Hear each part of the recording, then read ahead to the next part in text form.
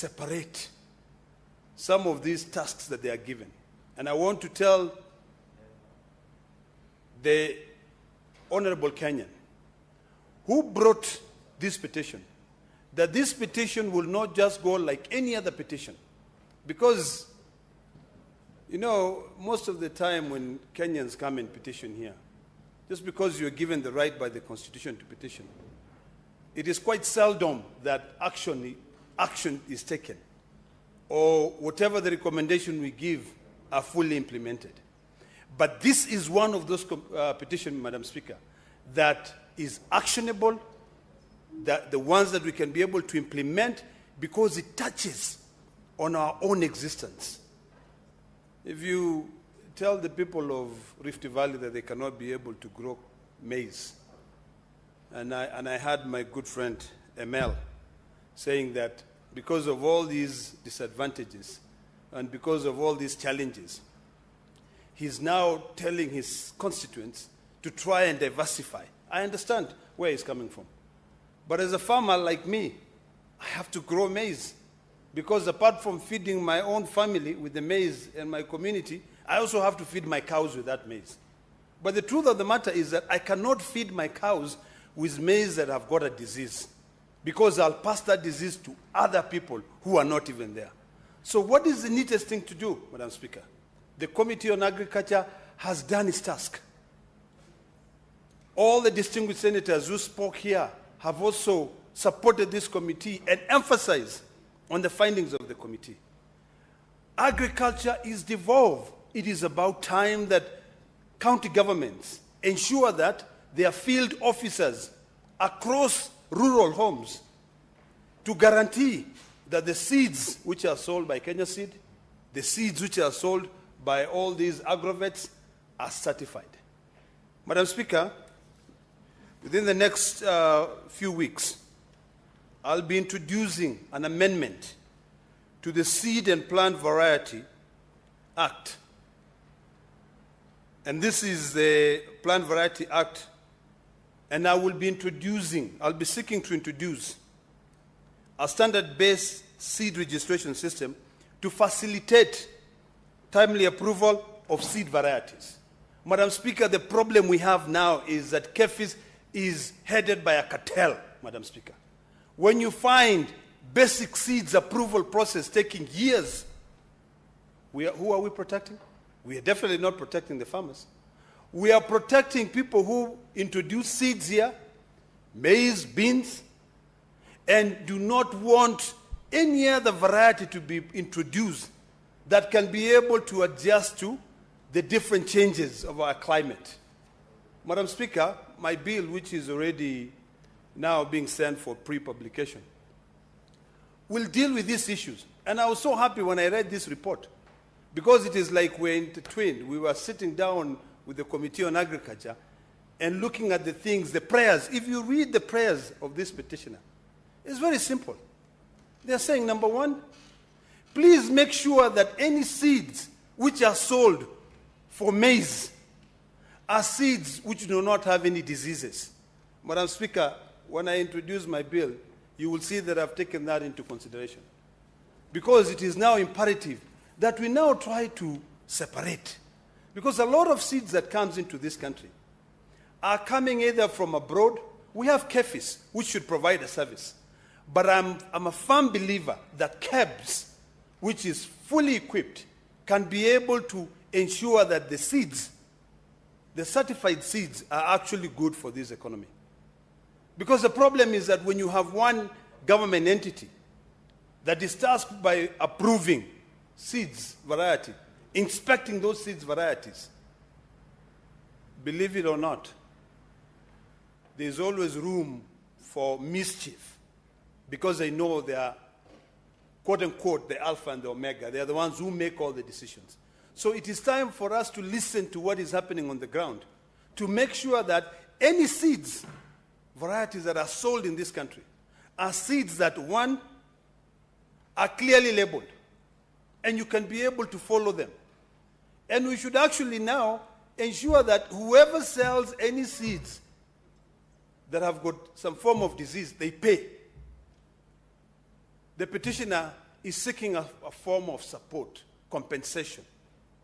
You know, we need to encourage, we need to educate our farmers that there are insurance policies that can protect their crops. Madam Speaker, we are all farmers here, I believe. The distinguished senator from Bomet, Council Hilary Sigei, recently harvested his wheat. But because we had a crisis in the country, all he did was to store that wheat until we find a situation where we can be able to sell. And all that was brought by the fact that when this Council of Ministers are sitting down, they don't really have a picture of what is happening on the ground. So decision that is affecting our people is not made locally, it is made elsewhere, so that our people continue to suffer. It is important, Madam Speaker, that now, before any seeds are imported from outside the country to be used locally, we encourage innovation to be able to develop local seeds. Number two, before any wheat is imported, we make sure that there is absolutely no wheat in this country. Before any maize is imported, we make sure that there is absolutely no maize in this country. Because I dare say, Madam Speaker, that sometimes, because of business interest, some people will try to sell seeds that will ensure that there is a shortage of maize in the country so that they can be able to import millions of metric tons into this country. Because we are a consumer economy, we must now change to becoming a producer economy. We should be producing and selling. It is a shame, Madam Speaker, that now, because of all these challenges that we are facing in the wheat sector, Kenya is only producing, listen to this, Madam Speaker, out of the 100% wheat consumed in this country, the wheat that we produce in Narok, in Uasin Gishu, in Nyandarua County is only 5 to 8%. Yet, the millers here cannot even mop up that 8 to 5%. They will still go and import from outside the country. As we speak today, Madam Speaker, and I'm happy, let me really appreciate the work of the new Cabinet Secretary in charge of Agriculture, Mutahi Kagwe, because he was able to listen and to see where the problem is. And he said, guys, I know you have 260,000 metric tons of wheat in the pot, but guess what? My farmers in Narok, my farmers in Uasin Gishu, my farmers in Laikipia have got about 320,000 bags. You need to go buy all those bags first before you can be able to be given approval to offload the ship. You can pay the demurrage as you wish. They're all crying. But we just have to be our brother's keepers. We have to make sure that we protect the people who give us an opportunity to serve them here. So this gentleman, Hilary, from Bomet, should awaken our desire to help uplift the standard of living of our people. And this should actually be very dear to all of us. It should be something that we take seriously. Because if those people are not happy, trust me, you are the ones who will get all those phone calls saying, help us. So, Madam Speaker, it is imperative, and I'm happy that the committee is fully recommending, that one, the Ministry of Agriculture must develop a support mechanism for these rural farmers. That support mechanism cannot be left only to the Ministry of Agriculture. It also has to go down to the county governments. I'm happy that all of us are thinking that we should introduce more field, what are they called? Field technicians. Agricultural extension officers. But as we can, when we were growing up, it was fun being a kid in this country, because you will find these agricultural field officers coming. In fact, back then, when we were growing wheat, you would go to school knowing that there's a crop here, there's somebody already coming to buy that crop. So even if you don't have school fees, the fact that you have a crop in the field gives you a ticket to an education. Now, nobody is sure of what they plant, whether they'll be able to harvest it. Madam Speaker, you should have seen the frustration and the anger of those wheat farmers in Narok. When I attempted to talk to them and ask them, guys, what's going on? They were like, where were you when we were suffering? Little did we know that we have things that we must now ask ourselves on how we educate our farmers. Because the biggest problem we have is that we are not educating our farmers. When in Nyeri County farmers are complaining about tea, coffee, unless the distinguished senator from Nyeri goes there and educate them, to tell you the truth, maybe the county government may not invest in educating those people. So since we have this national platform, let us ensure that the decisions we make here are decisions that will trickle down. Madam Speaker, this house is a house of union. It unites the entire 47 counties on issues that are affecting our people. I was listening to the distinguished senator from Tana River talking about the compensation of the farmers there. You know, I think the way we are busy drumming up support for SHA and the way we are saying we want universal health care is the way now we should now start drumming up support for food security.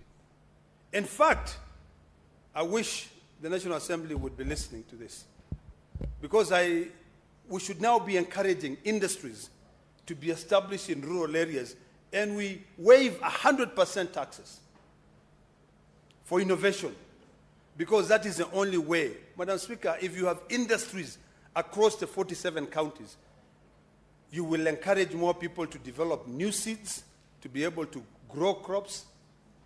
There's absolutely no reason as to why I should be buying maize from Mombasa. Unga ya ugali from Mombasa, yet I'm growing maize in Narok. How many people are in Narok, Madam Speaker? Over 1.4 million people.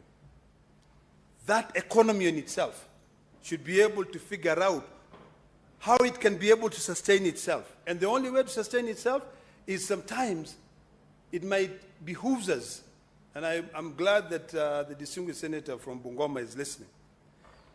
It behooves us now to think about how do we devolve all these services. If it is a seed inspectory service, let's take it to Bungoma. Let's take it to Narok. Let's take it to Bomet. So that immediately we realize that there is a disease which is affecting seeds. Action is taken locally. But now, if you go to Karen, or is it Kajiado County, and to go to Kefis there, before they send somebody to the ground, maybe you might be asked to give, fuel, for them to be able to send somebody to go and actually, look at the disease. And this is not only in crops, but it's also even in our livestock. Madam Speaker, did you know that for them to test these pesticides, and not only pesticides, these parasites, the ones for spraying cows, they will go to Transmara County. That's where they'll do all the testing. So if you have a cow in Bungoma County that has got a tick-borne disease, if a new parasite has been brought that can be able to help solve that problem, unless the testings are done in Transmara County, in Kilgoris, there's no way you can be able to use that parasite. So I think we need to divorce ourselves from this old mentality and control and bureaucracy and open the field. So I hope that, as I conclude, that the Agricultural Committee will support my bill once the bill is tabled, because it goes into the core of this petition, so that at least this Parliament can be remembered as having solved the problem of that maize disease. Finally, Madam Speaker, I think it is time that Kefis mop up all the seeds, maize seeds, which are causing that disease. There's no way you can have one seed for 12 years. That disease is brought every year, there's something wrong with it, unless there's somebody protecting it. So Kenya Seed and all these other companies that are selling seeds must now look at that seed. Well, now, you know, I think, as far as I'm concerned, a lot of seeds is coming from Kitale. But I'm not seeing those diseases in Kitale. I wonder what is going on. Is it the pesticides that we use that is causing those diseases? Because maize seeds are grown in Kitale. When they come there, they are certified that they are good. But once they are planted in Narok, in Bomet, they have diseases. Is it the pesticides? Is it that we have really corrupted our soils to a point where any crop you put, it just dies? Those are the questions that we must ask ourselves. Otherwise, I fully support this report, and I hope that the Agriculture Committee, even though we don't have an implementation committee, will follow through to make sure that all your recommendations, which are sound, can actually be implemented. Thank you, Madam Speaker. Senator for Bomet, Wakili Hilary Sigei.